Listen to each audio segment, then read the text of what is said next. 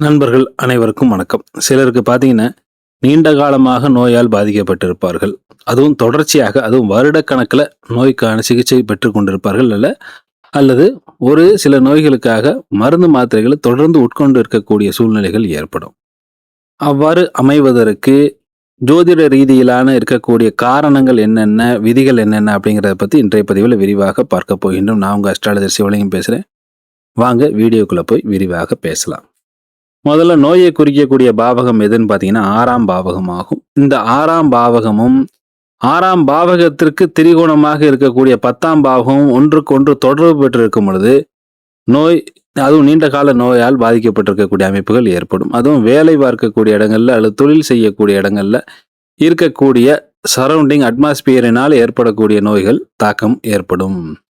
உதாரணத்துக்கு ஐடியில் வேலை பார்க்குறவங்க, இல்லை அது ரொம்ப நீண்ட நேரமாக உட்காந்துக்கிட்டே இருக்கக்கூடியவர்கள், முதுகு வலி வர்றது, அல்லது கண்டக்டர் மாதிரி அல்லது டீம் மாஸ்டர் மாதிரி இருக்கு ரொம்ப நேரம் நின்றுக்கிட்டே வேலை பார்க்கக்கூடியவர்கள், துணிக்கடையில் துணி காட்டக்கூடியவர்கள் ரொம்ப நேரம் நின்றுக்கிட்டே இருப்பாங்க. உட்காரவே அவங்களுக்கு டைம் இருக்காது, உட்காரவும் முடியாது.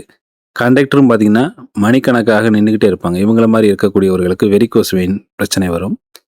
உட்காந்துட்டே வேலை பார்க்குறவங்களுக்கு முதுகு வலி வரும். அதே போல் பேங்க்கில் வேலை பார்க்குறவங்க அல்லது அக்கௌண்ட்ஸு டேபிள் ஒர்க் பார்க்கக்கூடியவர்களுக்கு ஒரு ரொம்ப நீண்ட நேரமாக வருடக்கணக்கில் உட்காந்துக்கிட்டே வேலை பார்ப்பாங்க. அவங்களுக்கு முன் வயிறு பெருசாகக்கூடிய சூழ்நிலைகள் அல்லது பைல்ஸ் கம்ப்ளைண்ட்டு இந்த மாதிரியாக பிரச்சனைகள் வருவதற்கான வாய்ப்புகள் உருவாகும். இவர்களுக்கெல்லாம் பார்த்தீங்கன்னா 6-10 தொடர்பு ஏற்பட்டிருக்கும். இதன் காரணமாக இந்த மாதிரியான நோய்கள் ஏற்படும். அதே போல் இந்த 6ஆம் பாவகத்திற்கும் 10ஆம் பாவகத்திற்கும் திரிகோணம் எதுன்னு பார்த்தீங்கன்னா 2ஆம் பாவகமாகும். இந்த 2ஆம் பாவகத்தில் 6ஆம் அதிபதி போய் அமரும் பொழுது ஜாதகரை நீண்ட கால நோயாளியாக ஆக்கிவிடும்.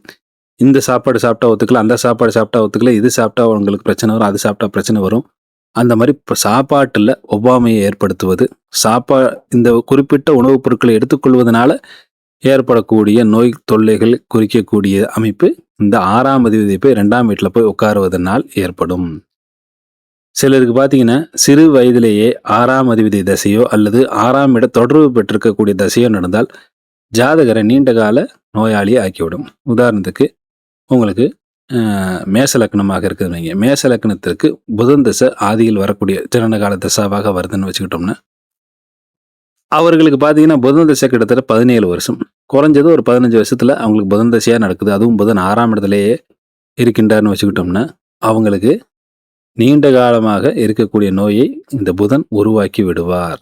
ஏன்னா லக்னாதிபதிக்கு பகை கிரகமாக வேற வர்றார். அதுவும் நீண்ட கால தசையாக இருக்கிறதுனால ஜாதகரை ஏதாவது ஒரு விஷயத்துல நீண்ட கால நோயாளி ஆக்கி விடுவார். அதற்கு விதிவிலக்கு என்னன்னு பார்த்தீங்கன்னா லக்னாதிபதி நல்ல வலுவோடு இருக்கணும். அதே போல சந்திரனும் நல்ல பலமான நிலையில இருக்கும் பொழுது இதனுடைய பாதிப்பு குறைவாக இருக்கும்.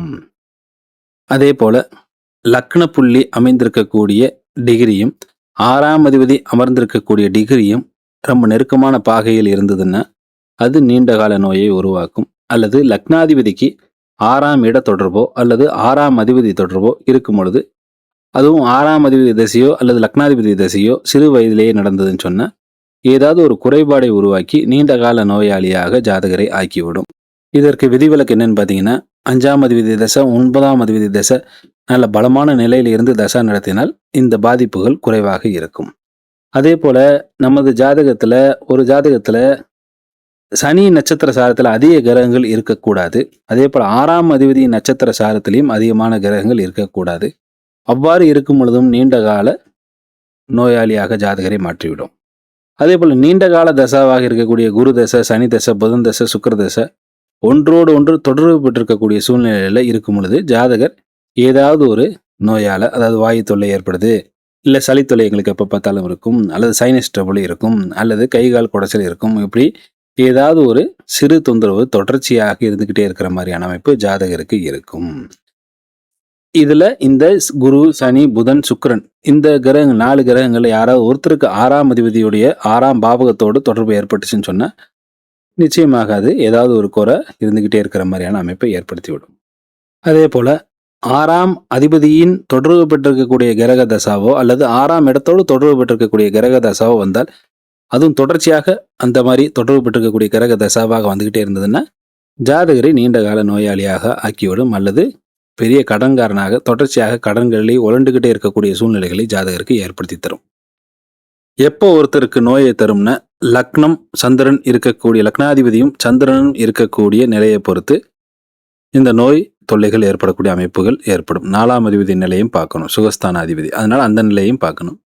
அதே போல கடன் பிரச்சனை எப்போ வரும்னா, 2ஆம் அதிபதி 10ஆம் அதிபதி 11ஆம் அதிபதி இந்த நிலையை பொறுத்து நமக்கு கடன் பிரச்சனைகள் வருமா அப்படிங்கிறதை நாம கணித்து கொள்ள வேண்டும். ஆக எந்த தசா நடக்குது, எந்த கிரகத்தோடு தொடர்பு பெற்றிருக்கக்கூடிய தசா நடக்குது, எந்த நட்சத்திர சாரத்தில் அமர்ந்து தசா நடத்துது, எந்த பாவகத்தோடு தொடர்பு பெற்று தசா நடக்குதுங்கிறத பொறுத்து வேறுபாடான பலன்கள் ஒவ்வொரு ஜாதகத்திற்கும் ஏற்படும்.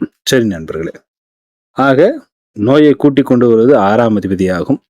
6ஆம் அதிபதி கூட்டிக் கொண்டு வரக்கூடிய நோயை வளர்த்து விடுவது 8ஆம் அதிபதியாகும். இந்த 8ஆம் அதிபதி தரக்கூடிய நோய்க்கு எதிர்ப்பு சக்தி தருவது, இந்த நோயை தீர்த்து தருவது 9ஆம் பாவகம் ஆகும். ஆகவே நண்பர்களே, இன்றைய பதிவில் நீண்ட கால நோய் ஏற்படுவதற்கான ஜோதிட விதிகள் என்னென்னன்றதை பார்த்தோம். இந்த கடன் பிரச்சனை தருமா, நோய் பிரச்சனை தருமா அப்படிங்கிறத ஒரு சில உதாரண ஜாதகத்தை வைத்து வேறொரு பதிவில் விரிவாக விளக்கி கூறலாம். சரி நண்பர்களே, மீண்டும் நல்லதொரு பதிவில் உங்களை சந்திக்கும் வரை விடைபெறுகிறேன். நன்றி, வணக்கம்.